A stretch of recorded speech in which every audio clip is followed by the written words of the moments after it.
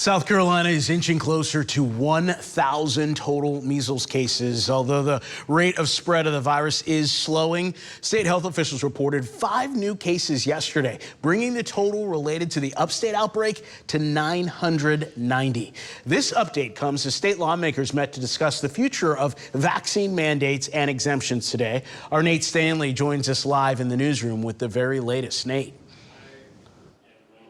Well, Nigel, as those numbers climb, South Carolina lawmakers took 2 steps today that could result in less vaccines in South Carolina. We remain concerned and must be mindful of the fact that we can see cases increase again from the low number that we're seeing now. So we are very hopeful that the downward trend continues. With health officials focused on the continuing outbreak, lawmakers are reacting with new legislation. S 897 is a bill that would remove religious exemptions from the MMR vaccine in schools. This is about education. If you as a parent, regardless of whether it's religious or non-religious, decide that you don't want any vaccination in your child's body, that is your right. That is your right as a parent. If you don't want that, you still should not be allowed to send your unvaccinated child to school. The bill was voted down. It'll continue the bill, kills at graveyard dead today, and I'm continuing my motion to continue the bill. Also on Wednesday, representatives pushed forward a bill that would outlaw any vaccine requirements for infants. When people get a little stressed out, the medical community forces stuff on us, and this just protects babies that don't have the size of an adult.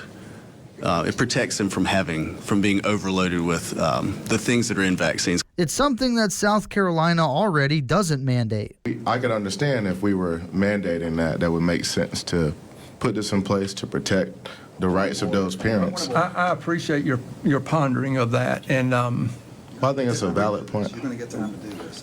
Look, they can answer the question. I completely understand. I appreciate your pondering on the matter. Lawmakers also took time to ask questions about vaccine rumors. I've talked to the manufacturer of this and even doctors, and we got VCOM in my district. This is not grown off of fetal or adult somatic stem cells. Am I correct? That's correct.